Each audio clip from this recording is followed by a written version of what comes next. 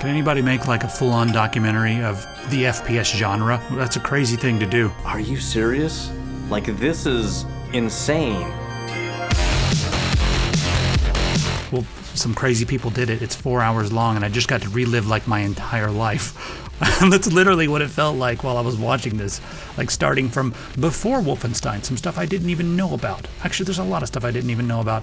And then going to Wolfenstein and Doom, and then Unreal, and then GoldenEye 007, and just all these games up until the modern day. We got to see this entire portrait. It's like I feel like I grew up again while I was watching this, and I sat here for 4 days in a row just with a huge grin on my face because it's 4 hours long, and I watched it on the treadmill just like this. So people who are watching from the window in the building over there are probably like, what is wrong with that young man? What is he doing with that huge smile, just running like an idiot? Well, I was watching the FPS documentary. This is just a tiny, tiny portion of the games they covered. Some of these games they covered on like a surface level where they just mentioned them, talked a few things about them. But a lot of these, they get really in depth with them. Talk about how they were made possible. Talk about some of the technological hurdles they had to overcome to make them happen.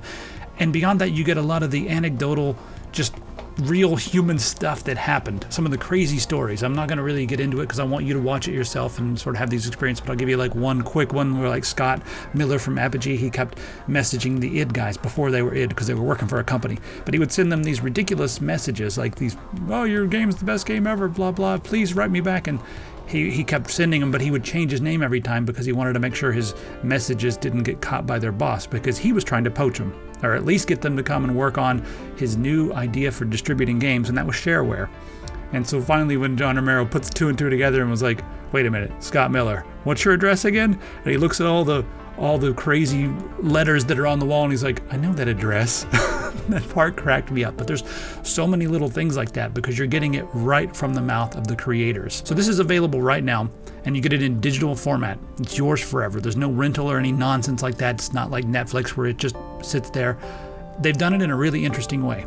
So they work together with different content creators. And right now, it's our time. This is the only place you can get it is through us, through this link below. And that's good for the content creators because it's better than just having an ad on our channel and having it go to somewhere else. It's not on Netflix or anything like that. It's done this way because they can maintain better control over their product. They don't have to answer to anybody. And then they can work together with the community and the content creators to give you this link. It's $17.99 and it comes with new Retro Wave soundtrack. I'm doing this because I'm trying to remember all the stuff that's in my noodle. So you got new Retro Wave soundtrack if you like synth and Outrun. I think you're going to really like the soundtrack. They didn't hire me to do the soundtrack. I don't know what they were thinking. But it's mostly about the different game developers, which I'm going to show you right now. These are all people that they sat down with and got video interview. And one of the cool things is they don't just talk about their games. They talk about the technology and they talk about the different people in the industry. So you hear stories that happened, between different things. Like Warren Spector talks about how John Romero came to Austin and helped him out of a tight spot, and that may or may not have made Deus Ex possible. This is Looking Glass Software.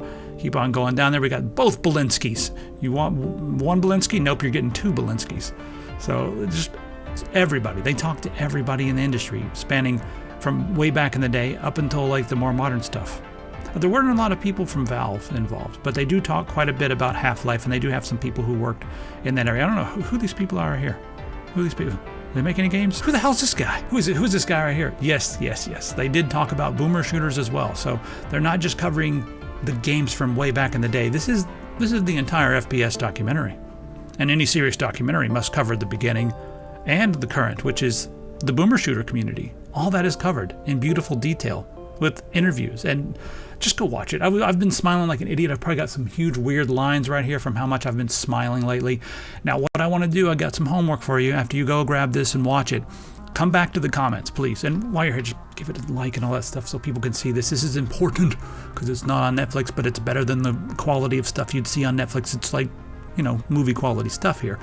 After you go and watch this, come back and let me know what you thought about it, but also, if there's some little tidbit or anecdote, I know a lot of you know everything about all the FPS stuff. I know a lot of you have read this book from David Kushner, who's also in this. I know a lot of you have read this book. This is John Romero's wallet. I do any time I can to show this off. Look at that. His wallet while he was working on a lot of the old FPS games. Yes, somehow I got my hands on that. I know a lot of you have also read this book, so you know a lot about all this stuff. but maybe there was something in this documentary that you just did not know about, and it kind of made you go, huh, come back and let me know what that was. I'm curious.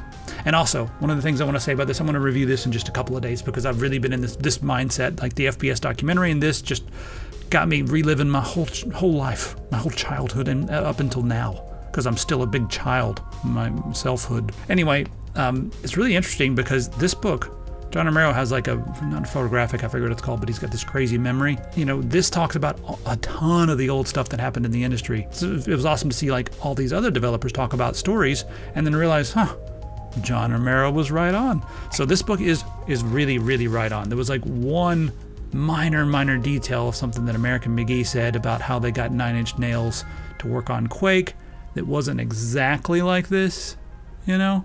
I think John Romero was like, we contacted Trent Reznor, and then American McGee was like, Trent Reznor contacted us in the documentary, so which one is right and which one is wrong?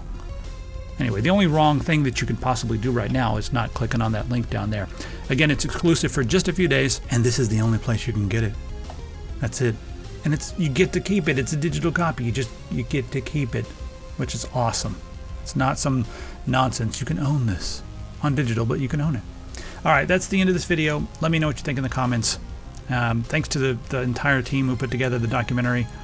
Go and do like I did.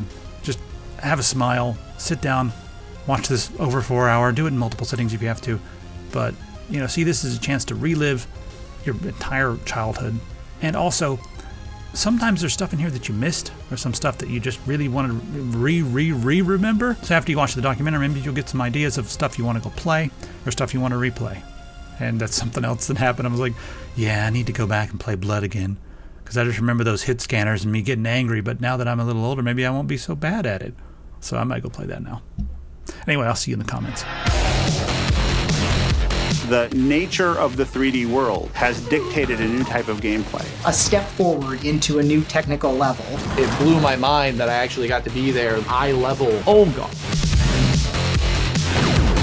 I heard about the BFG. You know what that stands for?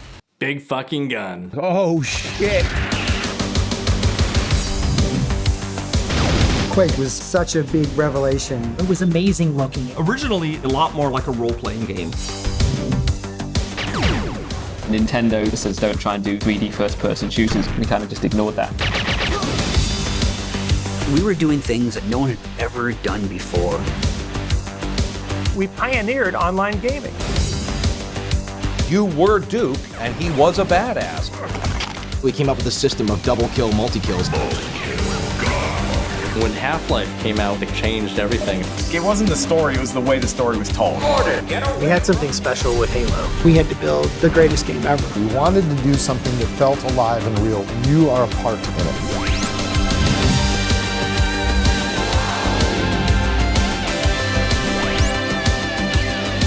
Let's blow people's minds.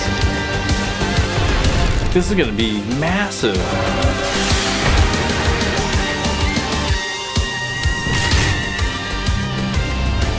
Come get some.